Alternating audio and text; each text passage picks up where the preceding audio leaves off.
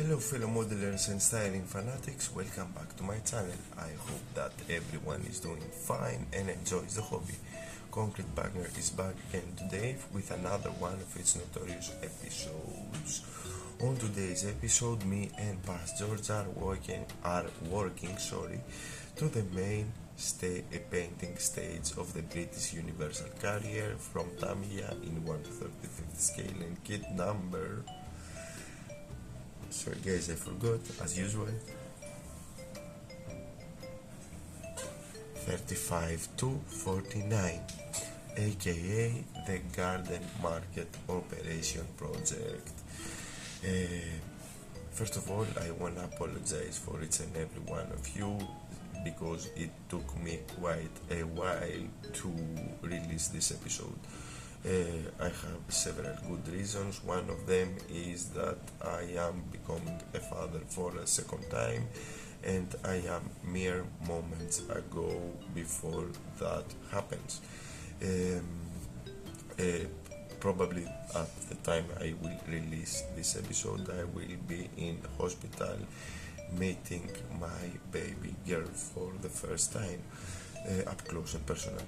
So I was busy enough, with life happens, with stuff, with life, job, the pregnancy of my wife, so it took me quite a while to release this episode, to sit on the bench and do some serious work. Nevertheless, I have managed to do some stuff here and there, and I have managed to complete the main painting part of the British Universal Carrier. Everything went smoothly. I am really happy with the results. As usual, I try to be as thorough and as detailed as I can, as my capabilities make me. Hopefully you've got what I mean. Anyway, I don't want to bore you any further. You all know the drill. For the newcomers out there that don't know the drill, grab yourselves a seat, make yourselves comfortable, grab the mandatory cold one or a hot brew, depends on where you are in the world and what time it is, and let's see what me and Past George have prepared for you guys in this episode. Hi guys, welcome back to what it looks to be part 3 of our British Universal Carrier, aka the Garden Market Operation Project, and what you see in front of you are the sub-assemblies that I have unpainted. Mainly you see the bulk of the British Universal Carrier. Now, as you clearly can tell, I have everything ready for painting. So, what's my first step? Of course, and it is priming. I had a discussion the other day in a Facebook group where a guy was asking if he has to prime his subject before painting, and I would like to address this. No, I will say no, not always, but it is of no harm, and it is better when you prime a subject. Why, you may ask? For two reasons mainly. First reason is that you give the paint a surface that it can adhere onto better. Primer helps paint adhere in a surface even better. That's the first reason. The second reason is that you apply an even coat of primer, and then every flaw or or mark or anything or any imperfection in the surface is totally instantly visible, so you can take care of it, take the every necessary step and action so you can have a flat and even surface, if you wish, of course. I don't know, you may be doing a damaged vehicle, but anyway, we are talking about, undamaged vehicles, of course. Third reason is if the kit is multimedia. When I say multimedia, if the kit consists out of resin parts, photo etch parts, and plastic parts, of course, and you unify the whole surface, and once again you give the paint one extra ally. You help the paint adhere to the surface even better. That's mainly why you have to prime your subjects. Okay, I have painted many subjects without priming, but as I've said, there is no harm. You can only do good if you prime it. So I will get away from this bench, move on to my painting station, give it a good coat of primer, and I am going to be back to tell you exactly what happened. Okay guys, we are back and I have some parts primed. Let me give you a closer look of each piece individually. Here it is. As always, my choice was Vallejo primer. I don't have it anywhere close. I don't have it nearby so I can show you. So you have to take my word about it. Priming went wonderfully, no issues at all. Although I did a trick to help the primer not to clog my airbrush and not to dry on the tip of the needle as it happens usually.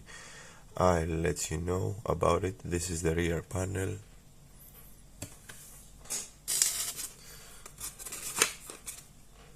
This is one of the front armored panels.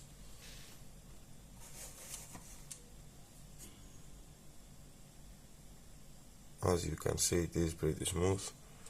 Yeah, that's the intention of the primer. That's the use of the primer. The other front the other front armor panel, sorry. And here is the inner side. We have even coverage, and the detail is there. And now here is the whole of the universal carrier. Now I have told you that I have used a trick to help me, spray the primer without any issues. I have noticed that over here in Greece, at least, especially in summer months, heat is increased exponentially. We are talking about crazy levels, not some India levels with 50 degrees Celsius, but close enough. 40 degrees is a usual phenomenon here, and it is dry in the day but wet in the night due to humidity. So whenever I used to spray in the middle of the day, I had problems with paint and primer drying in my needle, in the front of my needle, and this caused the airbrush to clog. So what I have done to remedy that situation, I have heavily diluted the primer. We are talking about milk consistency, and I have proceeded with several layers of primer, and I am going to do the same with paint. I know that some of you guys may find it crazy, but believe me, the moment the primer touched the surface of the model, it took it a couple of seconds to dry completely. To dry. So I could spray several layers in quite a little amount of time. The whole thing took me half an hour with included the preparation, dilute the primer, etc., and the cleaning until the cleaning of the airbrush. We are talking about super fast. And imagine that 10 minutes after I have cleaned the airbrush, the thing was ready to be touched. It was dry completely. So what's my next step? Since I have seen the surface and I have no issues, no mold marks, no anything, except over here, which I don't care so much because it is the underside of the thing, so why should I care? We are never going to see that. My next step is to proceed with the base coat, of course, and I am going to use, let me see if I have it close by, because organized as always. Yep, I have it. US Olive Drab Vallejo Modeler 71043. I am going to use this one, and maybe this one, 71316 Vallejo Modeler again, dark olive drab. I am going to use dark olive drab in the lower section, mainly because to give it a different shade. That's my plan. And then I am going to paint the rest of it with the olive drab, the typical olive drab. I am going to move everything to my paint station right now, and I am going to be back to tell you exactly how the whole situation worked out for me. Okay guys, I have painted the whole thing as I've stated. I know that you won't believe me because you don't see anything right now, but let me grab some stuff and show you how it went. So I will start by the rear diff. Here is how it looks. I know that it is a little bit dark. Everything went well, but I have faced some issues. Now, the issues that I faced is that, once again, due to the heat, the temperature, I have my paintbrush clogged a couple of times, and I had to address this matter. Although I have thinned the paint enough in a milky consistency, as I've said, with a primer, the airbrush clogged again, which leads me to the conclusion that I need paint retarder while we are on a heat wave. Anyway, that's my conclusion. I am going to grab some paint retarder one of these days and test my assumption to see if I am correct or not. This is the front armor plate. Everything went well. I had some really nice coverage over here. The other part of the front armor plate is coming.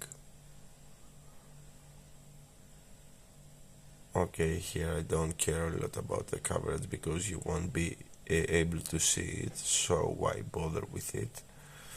I just gave it some spray here and there just to cover the gray.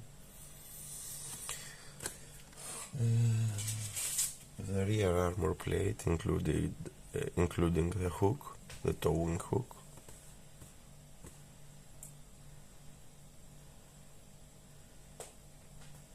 once again, really nice coverage, and then an even layer, and last but not least, our subject.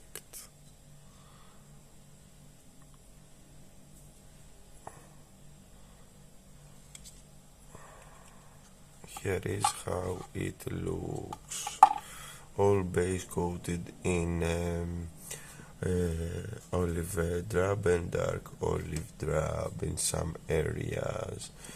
Now this is the part where I faced the most problems, because I had to I am not holding, you know, the airbrush trigger. I am just pressing it gently and gently and gently and gently, you know, just to spray paint whenever I need, just to be precise.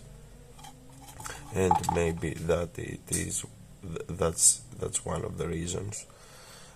Also another reason is that my airbrush is a double action airbrush, which means that if you don't press the trigger enough, or if you don't press the trigger in a certain way, only air is coming, and this will you know, dry any paint onto the tip of your airbrush if you're not you know, careful enough. I am trying to learn it, to master the airbrush as I go. So here is another fact that played some role to my airbrush clogging issues. Anyway, I am really happy with it. I had a good time. I have learned a bunch of stuff once again while I was airbrushing, and now I am ready to move on to the next step. So while I am at it, while I have every part, you know, loose on my bench, apart from all these, I have other parts, you know. I have the running gear. Anyway, I spilled it all over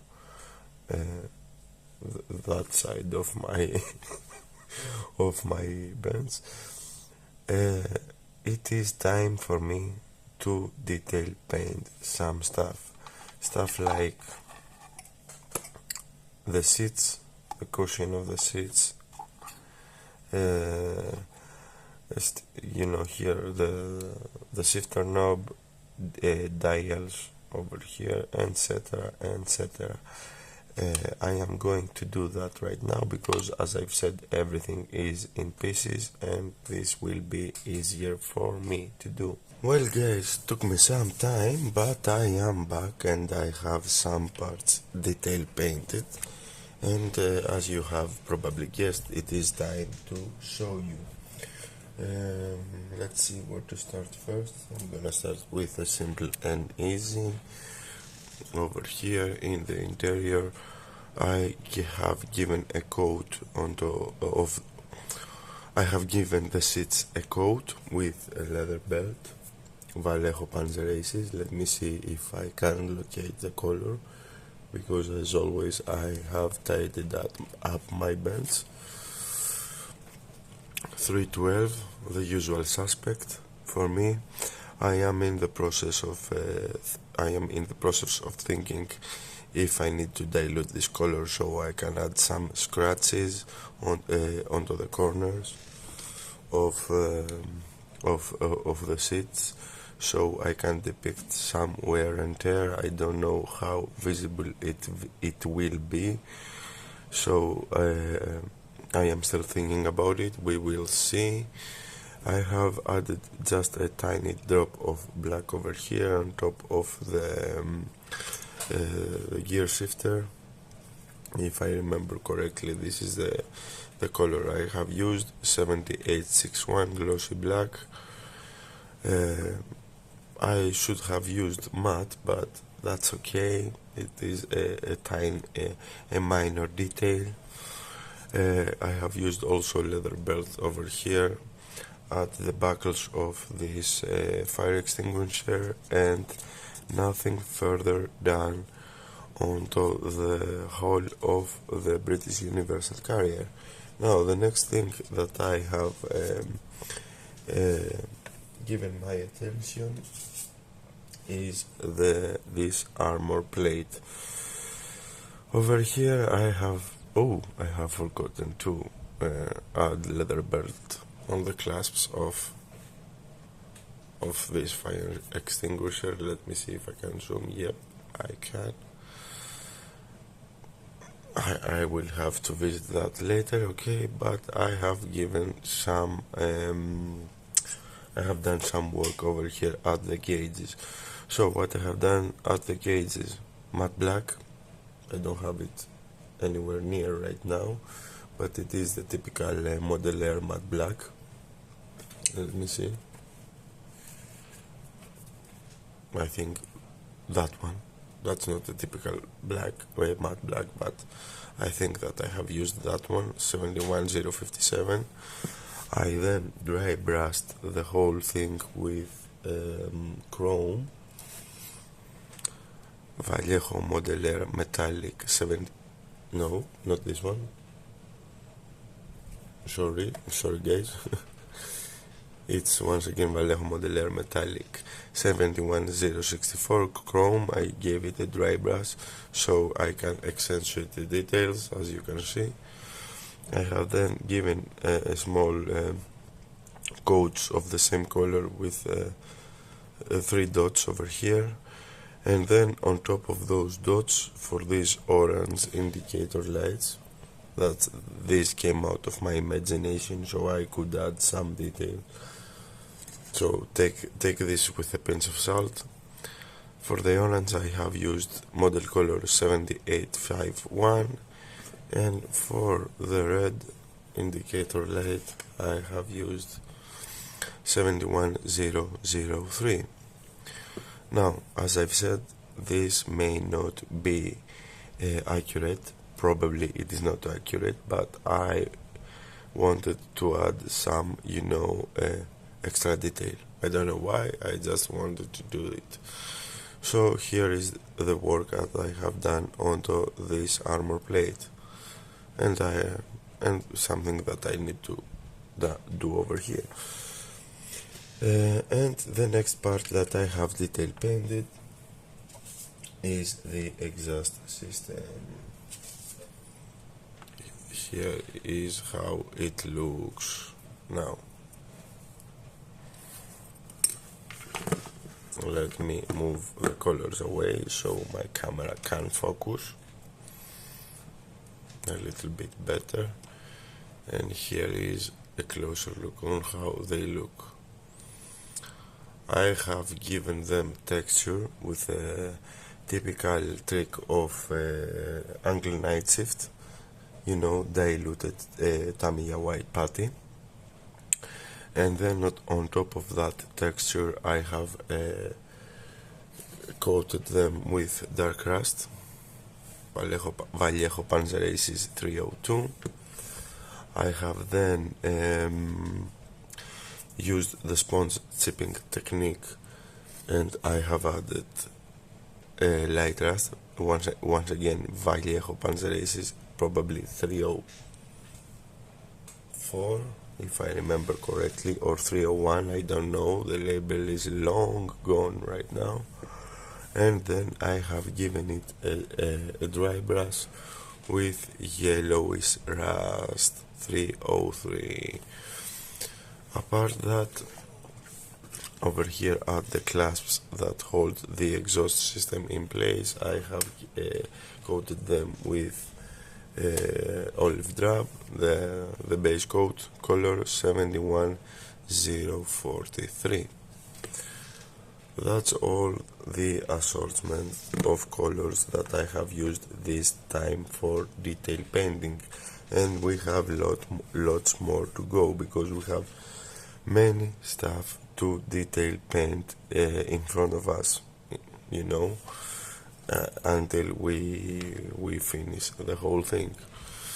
Now, what's my next step, you may ask? my next step will be to add the decals, to add the markings of the vehicle. Now, over here, the instructions sheet gives us 4 options. 1 is for Tunisia and 3 for Northwest Europe.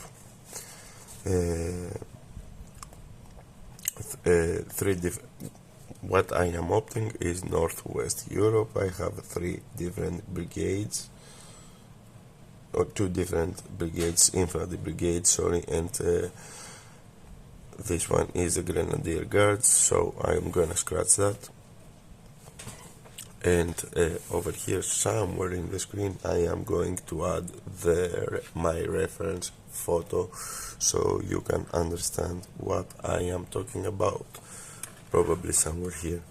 So in that reference photo, we can clearly see this thing, the marking number labeled with number 5, and I can see some resemblance in the markings, you know, like the inverted triangle in a normal triangle. And from a quick research I have done, I have discovered that the 185th Infantry Brigade took place in the Market Garden operation. So I am going to add the decals of the 4th option, as stated here in the instructions, mainly because of this one, and for the 185th Infantry Brigade, that it was one of the brigades that took place. That's my plan. I am going to add all the necessary decals off camera, and I am then going to be back with the decals added, and probably with the whole thing coated in gloss varnish. Not yet sure. I may be back with just the decals added, just for you to see how it looks before the varnish, and then do another section of the video with the gloss coat. Okay guys, I am back. Sorry. As you can see, I have detail painted the leather straps over here at this fire extinguisher that I have forgotten, and I have also installed the decals. So, number plate over here in the back in the rear armor plate, sorry, and division markings all over the place in the hole. I have to say that the decals went down as smooth as butter. Over here they conformed nicely to the surface, as you can see. The rivets, you know, they conformed nicely over the rivets, of course, and I have made good use of the Mark Fit Strong. That's the only decal solution that I have. That's the only one I know, and until it finishes, this will be the only one I will use in general, mainly because I am familiar with it, and that I have it in hand, of course, and it is closing to its end. So I will buy another bottle of this and a new decal solution, so I can have, you know, a more general opinion for decal solutions. But I am really happy with it, with just a few coats, 3 coats, sorry, of the Mark Fit onto the surface. We were golden. I have applied a coat before the decal, I laid down the decal, another coat on top of it. I then pressed the decal in place with a Q-tip or a cotton bud, whatever you prefer you call it, and then I have applied another coat of it on top of it, left it for 2 or 3 minutes, probably 5, and then did the final, you know, layering did the final pressing with the Q-tip, and that's how I laid down my decals. Of course, and now the decals are silvering, it is to be expected. Tamiya decals are thick, and every decal is silvering. When I say silvering, I am talking about, the fine line. Let me see if I can focus. The fine line around the decal, the fine line of the decal film that you can see. And this is a problem that we are going to attend right now. Now, how to solve this problem, you may ask, for the guys that they are not, experienced. For the seasoned guys, they all know. I will coat the whole thing, everything that I have painted apart from the road wheels, with a gloss coat. And this will save all my work. It is like something like a checkpoint, and this will be a checkpoint. This will also help the decals not to shine, because everything is going to shine after that. That's the second reason. And the third reason is because I am going to give it a dark wash. Dark wash tends to spread more easier. Sorry, the dark wash tends to spread easier in a gloss and shiny surface. So that's the third reason that I am going to apply a gloss coat. This will also help me to have a nice foundation for the rest of the weathering stage, because if the thing is gloss coated and let's say that I screw up with my dark wash, I can wipe it off and start from scratch.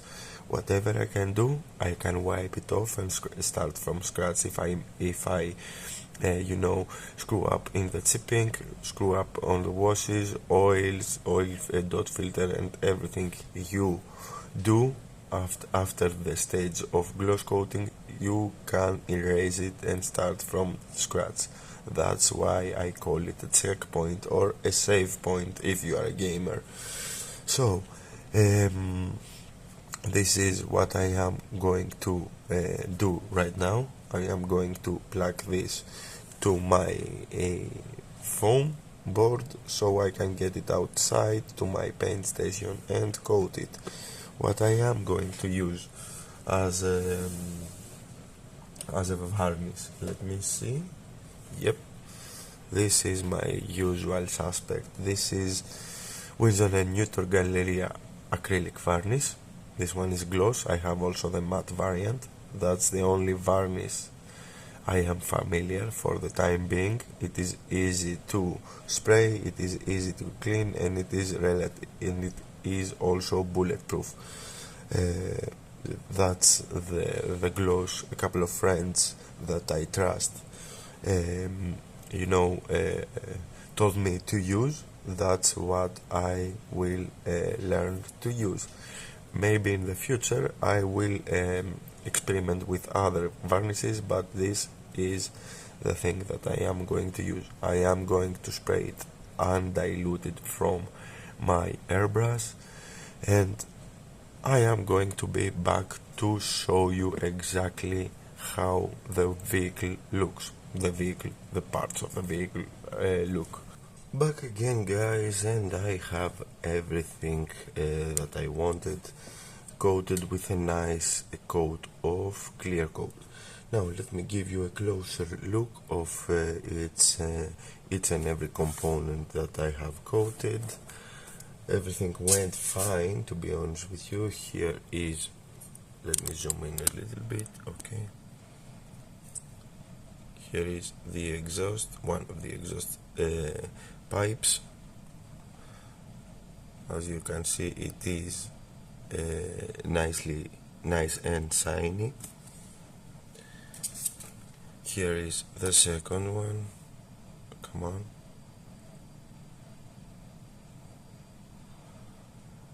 nice and shiny as well. Don't worry guys, I know that normally they shouldn't be shiny, sorry. We're gonna take care of that in a later stage. Now we move on to one of the front armor plates.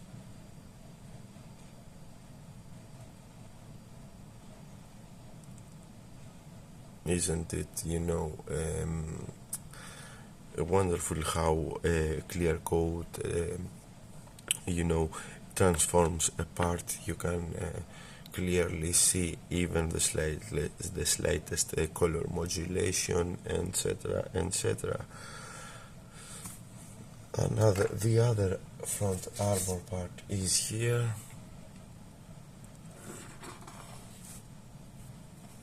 For a moment, I have to tell you that for a moment I was worried because I was spraying the clear coat with really high pressure, and the clear coat was, thin enough on its own that sprayed a lot into the surface. Each coat left a liberal coat of clear coat, and for a moment I was afraid that I was going to flood the pieces, but luckily enough nothing like this happened. The clear coat leveled itself, and and it coated everything wonderfully, I have to say. To be honest with you, it is bulletproof. I have left it at least for 1 day to cure, and I can tell you that this was an overkill. You could easily touch the part after a couple of hours. This is the rear part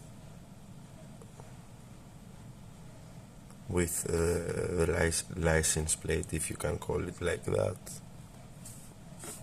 And let's zoom out now. Here is the hole itself. Not all of it, but most of it. So that covers the clear coat stage. To be honest with you, that covers the painting stage. Next up we have the weathering stage, but this will be a topic for another episode. I am going to explain you why in a while. So, as I've said before, moments ago, this covers the painting stage, not all of it, because I have to detail paint the stowards and armor and pioneer tools, but this covers the main painting stage. The vehicle as it stands is, I could say, 80% complete, but I don't want to cramp a lot in this episode. I think that I have enough footage. The episode will be probably long enough, and I don't have time to record even more steps because of the reasons that I will probably explain in my intro.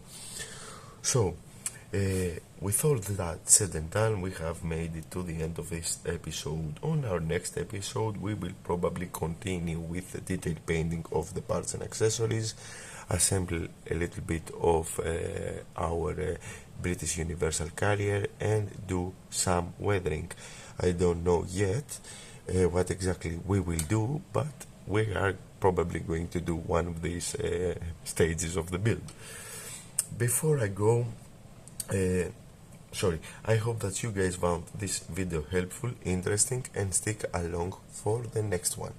Before I go, I wanna thank each and every one of you guys that watched this video. A special thank you to all my subscribers, old and new ones. You guys are the best, and you are the reason I keep doing these videos. Now, for the newcomers out there that encounter one of my videos for the first time, welcome guys. I hope that you like what I do. If so, you all know what to do.